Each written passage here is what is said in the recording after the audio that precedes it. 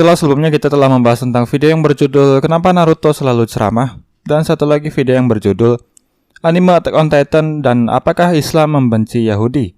Nah, pada kesempatan kali ini saya akan membahas tentang anime yang berjudul Yakusoku no Neverland, atau yang dalam bahasa Inggrisnya juga disebut The Promised Neverland. Karena itulah judul video kali ini adalah berjudul Anime The Promised Neverland dan Jihad Fisabilillah Itu Penting. Oke, tanpa berlama-lama lagi, mari kita langsung saja kupas pembahasannya. Assalamualaikum warahmatullahi wabarakatuh. Bagaimana kabar kalian? Semoga masih diberi kesehatan, kesempatan, dan keceriaan, sehingga masih bisa menikmati suguhan video artikel-artikel berkualitas dari channel Egagology. Dan jangan lupa juga untuk like, subscribe, dan share video dari kami ke grup chatting komunitas kalian, agar channel ini bisa menjadi wadah berkumpulnya bagi para wibu-wibu barokah di seluruh dunia. The Promised Neverland bisa dikatakan sebagai salah satu serial yang lumayan populer di dalam jagat dunia anime dan manga, khususnya dalam genre shonen. Namun faktanya bahwa kebanyakan penggemar dari serial ini adalah dari kalangan kaum hawa alias cewek. Mungkin hal ini bisa terjadi karena salah satu karakter utama dari serial ini adalah seorang cewek yang bernama Emma. Manganya sendiri sebenarnya diterbitkan pertama kali di majalah Shonen Jump, terbitan Soisa, yang juga merupakan penerbit dari manga-manga shonen terkenal lainnya seperti Naruto, One Piece, Dragon Ball, dan One Punch Man. Yakusoku no Neverland atau The Promised Neverland ini sendiri pertama kali diterbitkan pada tahun 2016 dan merupakan sebuah serial yang ditulis oleh Keiyu Shirai dan diilustrasikan oleh Kosuka Demizu. Animenya sendiri pertama kali mengudara pada tahun 2019 dan telah berjalan sebanyak 12 episode di season pertamanya. Selain karena faktor penceritaan yang bagus, anime ini juga disukai penggemar juga karena musik latar atau background musiknya yang bagus, sehingga membuat kita terhanyut dengan emosi yang ingin disampaikan pada anime tersebut. Ceritanya sendiri berlatar waktu di tahun 2045, di mana kisahnya sendiri berfokus pada premis sebuah kelompok anak-anak panti asuhan yang berencana kabur dari panti asuhan karena menyadari ada sesuatu yang tidak beres dengan panti asuhan tempat mereka tinggal tersebut. Di sini kita dibuat untuk mengikuti tiga protagonis kita yang bernama Emma, Norman, dan Ray, yang tinggal di panti asuhan bernama Gracefield House. Panti asuhan tersebut adalah panti asuhan terisolasi, sehingga para penghuni panti asuhan tidak diperbolehkan keluar dari sekitar lingkungan panti asuhan, yang dikelilingi benteng tinggi dan dikelilingi jurang yang dalam. Panti asuhan tersebut dikelola oleh seorang wanita yang dipanggil dengan sebutan Mama oleh para anak-anak panti asuhan. Wanita itu sendiri bernama Isabella. Suatu hari salah satu anak dari panti asuhan diumumkan akan diadopsi oleh seseorang. Dan ia pun diantarkan oleh Isabella keluar lingkungan panti asuhan untuk menemui dunia luar. Anak tersebut bernama Connie. Emma menyadari bahwa mainan boneka kesukaan Connie lupa dibawa olehnya dan tertinggal di panti asuhan. Melihat itu, Emma dan Norman pun berusaha mengembalikan boneka mainan tersebut dan mengikuti Connie hingga ke gerbang benteng. Alangkah terkejutnya mereka ketika mereka telah sampai di gerbang. Yang mereka dapatkan adalah jasad Connie yang berlumuran darah. Dan ketika mereka melihat itu, tiba-tiba datanglah dua makhluk monster bersama dengan seorang manusia yang ternyata adalah Isabella.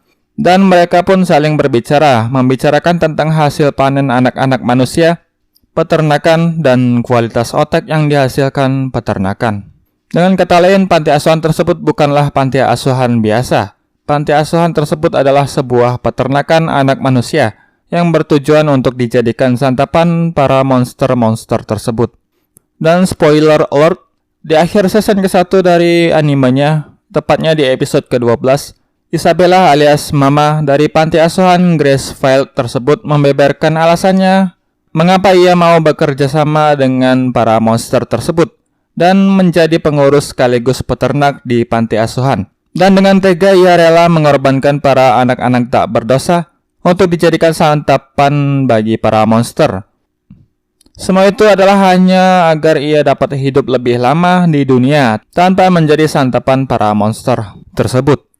Sekilas info, pada masa kecilnya Isabella sendiri juga merupakan mantan anggota dari panti asuhan. Karena ketertarikan para monster pengelola peternakan alias panti asuhan, akhirnya ia direkrut sebagai pengasuh anak-anak manusia di panti asuhan Gracefield House.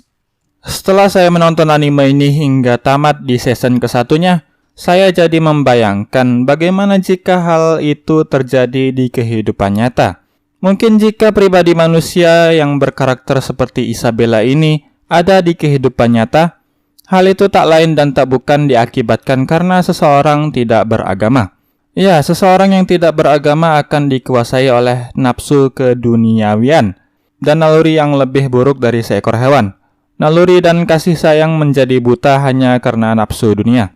Kasihbu dan naluri alamiah manusia yang biasanya rela melindungi anak-anaknya dari mara bahaya berubah menjadi sebuah penjerumusan demi menyelamatkan dirinya sendiri. So, saya juga menjadi berandai-andai jikalau Isabella ini menganut ajaran agama Islam, mungkin hal ini tidak akan terjadi, karena pastinya minimal ia akan mengetahui dasar-dasar ajaran paling pokok dari ajaran agama Islam, yaitu dilarang membunuh seseorang yang tidak memiliki kesalahan dengan sengaja, apalagi yang dibunuh tersebut adalah anak-anak. Dalam ajaran Islam sudah jelas dikatakan bahwa membunuh satu manusia sama dengan membunuh semua manusia. Hal ini diungkapkan dalam Al-Quran surat Al-Ma'idah ayat 32 yang berbunyi, "Oleh karena itu kami tetapkan suatu hukum bagi Bani Israel, bahwa barang siapa membunuh seseorang, bukan karena orang itu membunuh orang lain, atau bukan karena berbuat kerusakan di muka bumi, maka seakan-akan ia telah membunuh semua orang. Barang siapa memelihara kehidupan seseorang manusia, maka seakan-akan dia telah memelihara kehidupan semua manusia. Sesungguhnya Rasul kami telah datang kepada mereka dengan membawa keterangan-keterangan yang jelas. Tetapi kemudian banyak di antara mereka setelah itu melampaui batas di bumi." Dan jika Isabella seorang muslim, saya yakin ia akan rela mempertaruhkan nyawanya untuk melindungi anak-anak tersebut dan berjihad atas nama Allah agar bisa keluar dari penjajahan para monster tersebut. Karena dalam hadis Rasul jelas dikatakan, dari Sa'id bin Zaid dari Nabi SAW, beliau bersabda, "Siapa yang dibunuh karena membela hartanya, maka ia syahid. Siapa yang dibunuh karena membela keluarganya, maka ia syahid.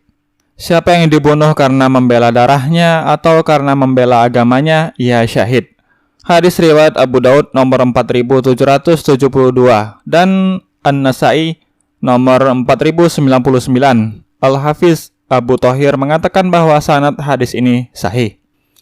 Dari dalil-dalil di atas sudah jelas jika seseorang membela keluarganya dari para penjajah yang berusaha mencelakakannya, hal itu bisa dianggap sebagai sebuah perbuatan jihad dan memiliki keutamaan-keutamaan tersendiri dalam ritual peribadatan ajaran Islam. Dan jika pun orang tersebut meninggal dalam rangka membela keluarganya, maka ia bisa dikatakan sebagai mati syahid atau mati dalam keadaan mendapatkan kemuliaan. Itu jugalah alasan mengapa para pahlawan-pahlawan kemerdekaan di zaman penjajahan Belanda dan Jepang zaman dahulu kebanyakan dipelopori oleh kalangan kiai-kiai, para orang-orang yang baru pulang dari ibadah haji, dan dari kalangan para pemimpin-pemimpin organisasi Islam. Tak jarang juga kebanyakan dari mereka semua itu adalah berasal dari lulusan pesantren dan sekolah Islam. Sehingga tidak mengherankan juga jika kebanyakan para kiai-kiai, para ustadz, para lulusan pesantren dan para pemimpin organisasi Islam tersebut seringkali dicap sebagai seorang pemberontak dan radikal. Bahkan para orang-orang yang baru pulang dari ibadah haji pun harus diberi gelar khusus, yaitu haji dan hajah, untuk membedakan antara orang-orang biasa dengan orang-orang yang mempunyai pengaruh di masyarakat Indonesia pada saat itu.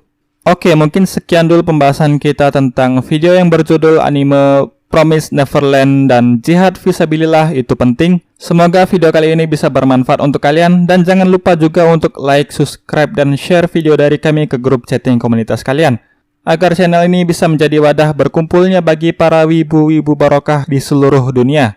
Akhir kata, assalamualaikum warahmatullahi wabarakatuh. Salam hangat agagologi.